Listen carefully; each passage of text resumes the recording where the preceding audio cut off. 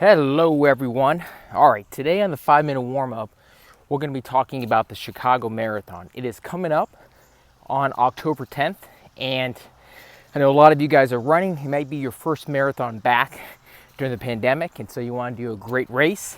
So I want to give you some thoughts on a race strategy as you go through there. So I have run the Chicago Marathon twice. The first time, I believe, was back when the race was in 2010. So it was 10-10-10 was the date, which I thought was a cool little marketing slogan. So the Chicago Marathon is a great one because it is in the city of Chicago. So it's very scenic the entire race. You start and end in Grant Park, which is an awesome place to have a venue.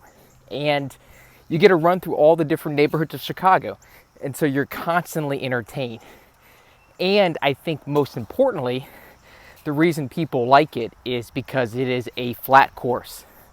By the way, the reason this is called the 5-minute warm-up is because, before we get started running, the more people can do kind of like a 5-minute dynamic warm-up just to get your body loose, whether you've been sitting all day at a desk or you're getting right out of bed or whatever it is great. And I just got done with mine and it's winded, so that's why, I'm winded. That's why I'm puffing here.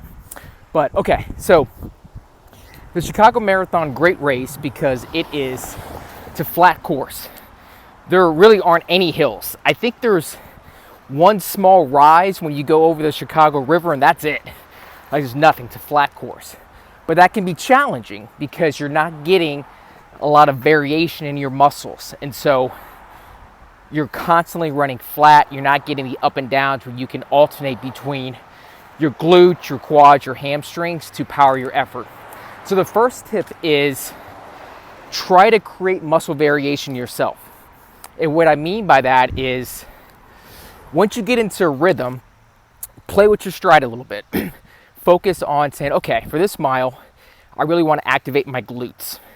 And just saying that will force your body into that right motion where you feel your glutes working. For another mile, say, you know what, I want to be a little bit more on my hamstrings. Or I want to be a little bit more,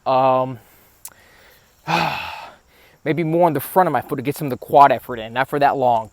But what you want to do is just kind of alternate to give your body some of that variation that you would get on a more hilly course. That's the first tip. The second tip is you're going to get excited because it's a big major race and it may be one of your first races back, as I mentioned. And the Chicago Marathon is awesome. You're going to have so many people at the start. You're going to be starting in a historic place.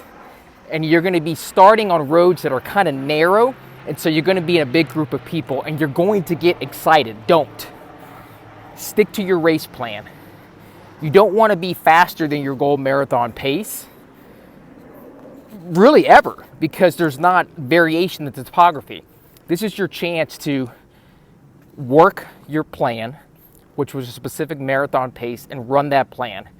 Don't try to bank miles early on. It never works, and it definitely doesn't work on a course that doesn't give you any help in the back half. So tip number 2, stick to your plan. Don't get excited. The third tip is don't forget about the weather. I know it sounds like October. I know it sounds like, oh, Chicago's up north, it's on the lake. It can get hot. It can get very hot in October. And if you look, there have been many times where the Chicago Marathon has had extreme heat advisories. So don't forget about that. Don't forget that it could be hot, and that means pay attention to your hydration plan.